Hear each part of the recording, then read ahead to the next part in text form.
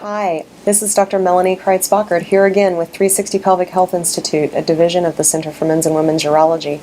I'm here today to talk to you about a very common occurrence that a lot of women experience called pelvic organ prolapse.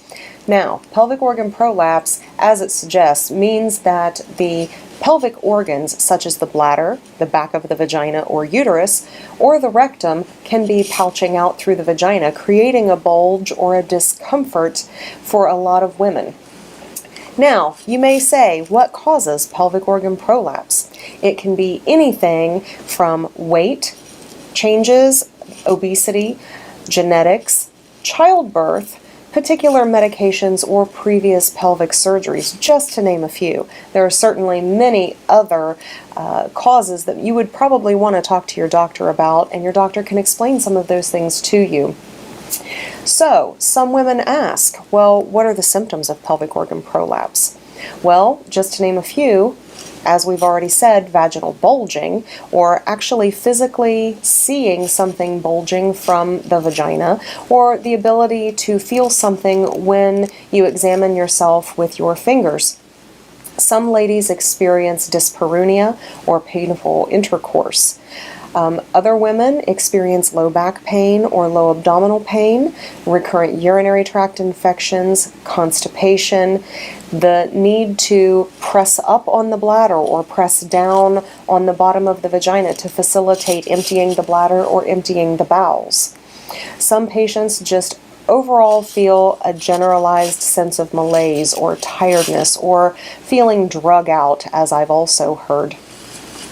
Now, there are several different ways to approach pelvic organ prolapse, and several things come into play and several factors come into play as to how we decide how to treat each patient. Things such as comorbidities, which are various different ailments that each person experiences or illnesses, a patient's age, and a patient's fitness for surgery. Above all, the patient's desire for treatment. Do they want surgery or do they want to approach things conservatively? Talk to your doctor, because sometimes one way of treatment is much better than a different way of treatment.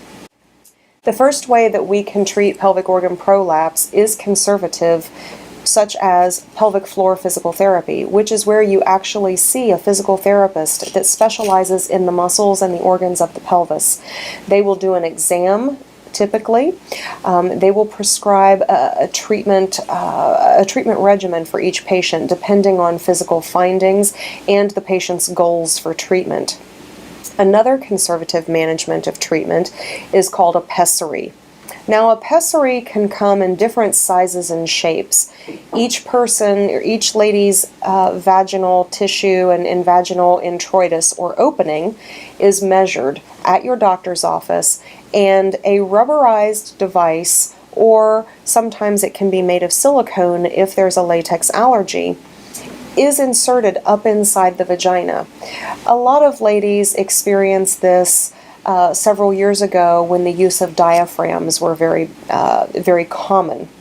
A pessary is much like a diaphragm. It fits up inside the vagina to hold the pelvic organs in place. A pessary is a perfectly viable option for treatment. It's very acceptable and can be used for as long as it's effective. And this is also very effective and very acceptable for ladies who desire not to have surgery, or if age or other illnesses prevent them from having surgery.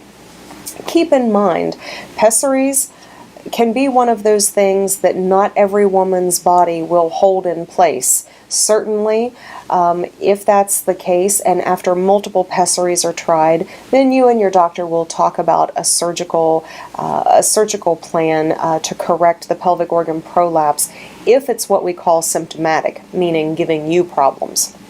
Should you choose surgery to have your pelvic organ prolapse repaired, there are multiple different approaches to accomplishing surgery. Sometimes it's done by a robotics procedure where they make small little incisions on the patient's abdomen, and they can lift up the prolapsing pelvic organs from inside the body and fix them down to the inside of the body. Sometimes the surgery is accomplished all through the vagina, where the incisions are made right inside the vagina to anchor a graft material either to the ligaments of the pelvis or the body's natural ligaments that used to attach the uterus to the back of the vagina. There are 3 different types of pelvic organ prolapse. If a patient has a uterus, that's called Utero-Vaginal Prolapse. It's when the very back of the vagina, and this is my model of the pelvic cavity, this is the vagina, and this opening, small opening, is the urethra. On the top, you have the bladder. On the bottom, you have the wall of the rectum, laying right underneath the wall of the vagina.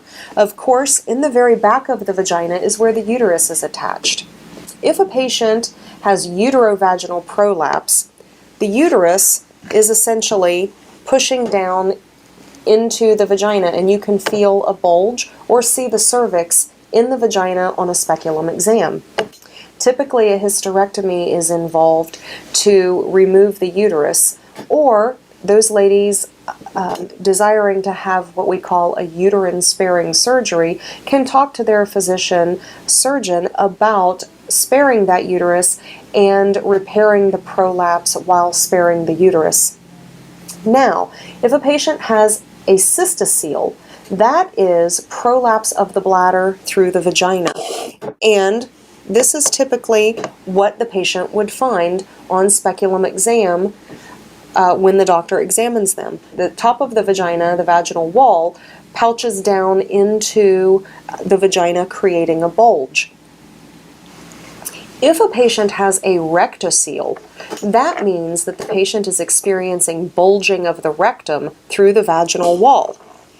And this is typically the bulge that patients will see. While all of these compartments, as we call them in the medical field, while all of these compartments can prolapse, sometimes they happen just one without the other. It is very, very common for ladies to experience prolapse of multiple compartments of the bladder, meaning the top of the vagina, the back of the vagina, or the bottom of the vagina, where they experience a cystocele, a rectocele, and uterovaginal prolapse together. Sometimes if a patient has already undergone a hysterectomy in the past, the back of the vagina can fall.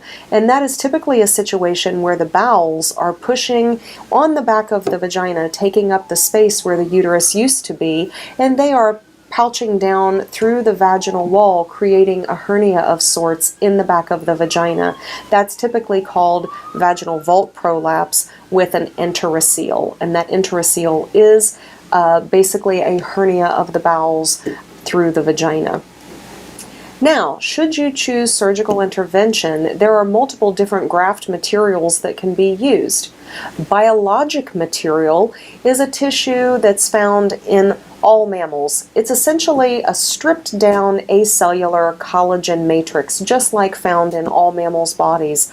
We can use that graft material and anchor it to ligaments or anchor it to the patient's own tissue, thus giving support to the prolapsed pelvic organs. Sometimes when we choose surgical intervention, we can use a synthetic material, which is typically a polypropylene mesh. Now, I know what you're seeing on the news. However, mesh is not a bad thing in properly selected patients. Polypropylene mesh is a very stretchy woven material that we use to anchor to the ligaments of the pelvis to give lift inside the vagina to hold up the pelvic organs. Now, typically, as I like to tell my patients, if you've already had a big abdominal surgery where the doctor has had to sew the abdomen back together, quite likely you've already got this material in your body. This polypropylene material is a synthetic material, meaning that it doesn't break down. It is a permanent solution and a permanent material that stays put in the vaginal cavity to hold up the pelvic organs. It is comprised, again, as I said, of polypropylene, which is a permanent suture material or stitch material that surgeons have used for many, many years.